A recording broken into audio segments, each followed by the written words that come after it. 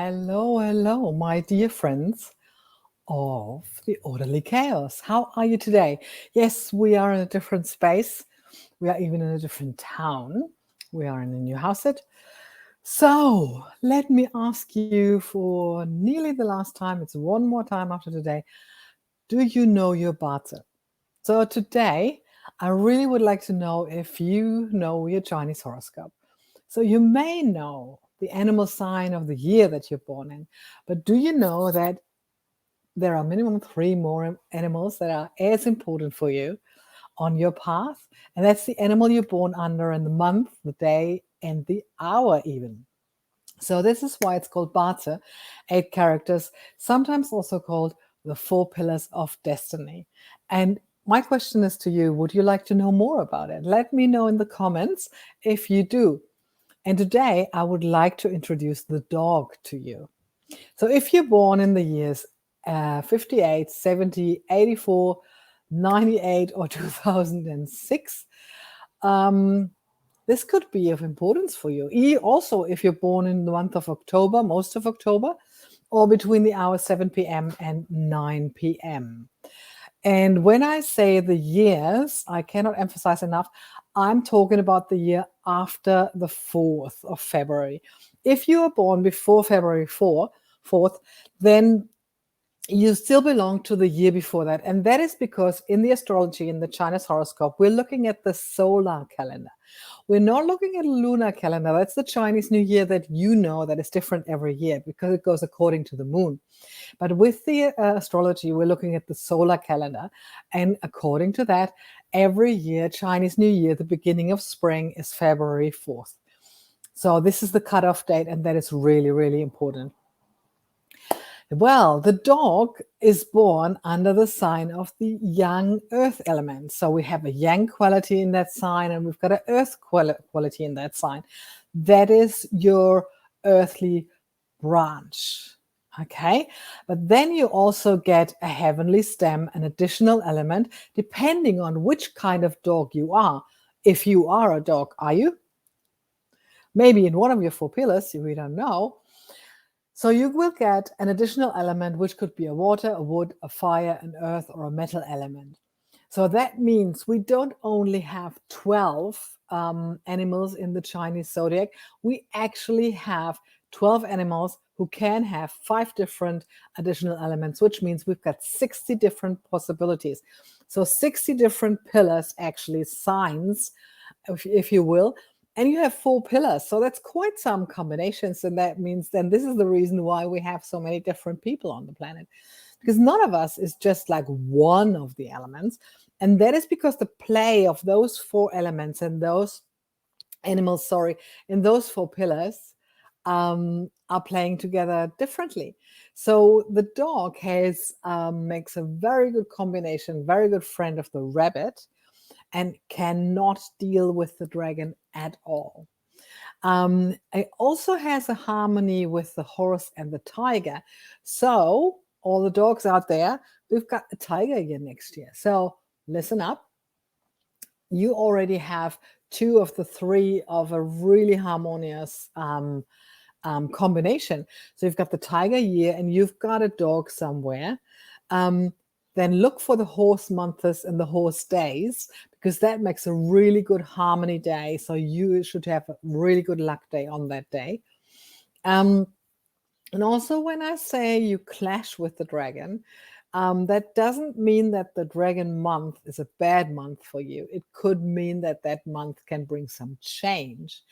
So if you've got a dog somewhere and you are in a dragon month and something is changing, the more you resist the change, the more the pain. So that's the difference from learning from a harmony than learning from a clash. So just embrace it, embrace the change. It gives you less pain, because that's just what this month or day will be all about. So that's a little bit more deeper into the horoscope. But let's now go into the dog. The dog, I've got a little poem for you again. I have my values and beliefs. These are my beacon in an ever-changing world.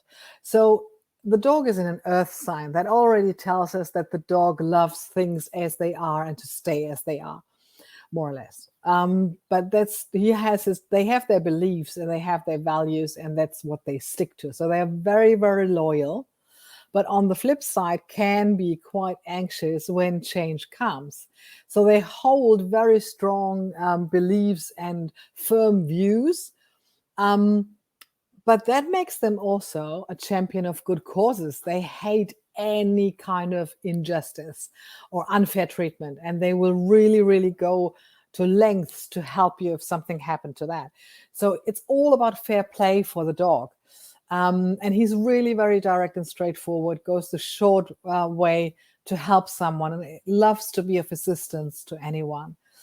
He's a very good judge of character. Integrity is all for them. And very intuitive, and really knows a lot about people when first meeting them. Is probably not that outspoken about it, but they know. They are not really big socializers. They prefer to have a quiet meal with friends or a chat by the fire. But they're very good conversationalists. They have really good stories. And but one of the things that probably people like most about the dog is that they can stay calm in crisis. They're really good at that. They keep calm. They are loyal and trustworthy. So that makes them a really, really dear and good friend in crisis. So if you feel you're in crisis and you've got a dog friend, turn to them, because they will listen to you. They are not very good generalizers. They are more specialized and more an expert because they like to dive deep into a topic. They love to be of service for others, like I said before, but they need to feel motivated. They need to have a sense of purpose and a cause why they do something.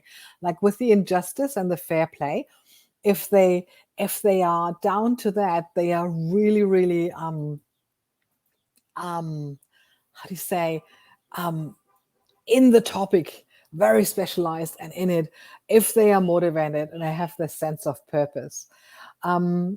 They tend to worry a bit too much, which sometimes leads to dogs being quite pessimistically. So if you have a dog friend, or if you are a dog and you sometimes know that you're going down the spiral too quick and too pessimistic and too much worrying, this is the path where you should overcome that with whatever means is good for you, because this is what propel you forward the most. If you can get on top of the worrying, if you can get on top of your pessimistic nature, this is what really will bring you forward a lot in your life. And this is what also can sacrifice your relationship, the tendency to worry, and your moods. So if you can get on top of that, because your standards are really high, and so also your own standards and yourself are really high, try to get on top of that. That will be absolutely amazing for everybody around you and yourself. The dog is not really materialistic much, but loves to be with friends together and have that. Talking about the high standards, also with what they have around them. That's really a good thing to say. They're good with children, as dogs are, normally, unless they're too moody. So that is really a lot. They're really nice to have around. I mean, I personally think that earth people are nice to be around if they're balanced, as every time, if it's a balanced sign. So the key word here is definitely loyal. They're honest, faithful, reliable, and unselfish, but can be really stubborn. They are very often valued members of the community because of their urge to help and to be of service. The downside is really just the moodiness, anxiousness, and the pessimistic stream that they have in them. But if they overcome that, they are just amazing people to be with. But again, everything I said today would be the case 100% for the dog if that would be the only animal in your sign. But that's not the case. So it would not fit 100% to just one person. It makes only 33% of your luck. The other 66% come from your environment and come from your upbringing, your choices, beliefs, thoughts, and behaviors. And that is what we call the Trinity of Feng Shui. This is what shapes you and your path. And the important message here is that nothing is written in stone. You can change, correct? You can. And this is where the Bazi can help you to realize when it's the right time and where's the right place, where it's easier to change, where you don't have to bump with your head against the proverbial wall, but you can actually change more easily. Like I said in the beginning, when you see the months where you have this good harmony, that's probably a time where you change more easily. You can also choose the clash month. Then the change might be a little bit more painful. But more dramatically and drastic. But you bring it behind you like that. So there's a choice to make.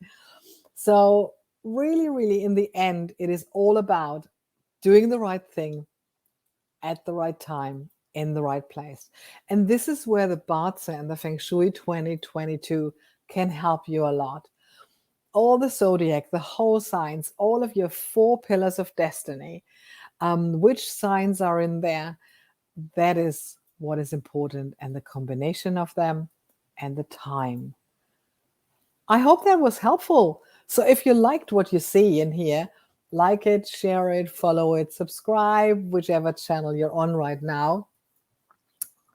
And just do that.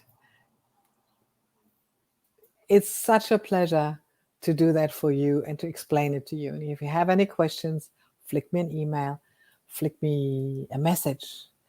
I'm here. And tomorrow, I'm going to see you again for our animal number 12, the pig. And that is also a very interesting sign. And I hope you will like it. So if you're a pig, I'm going to see you tomorrow for one more session of Bazi, the Chinese horoscope. Bye.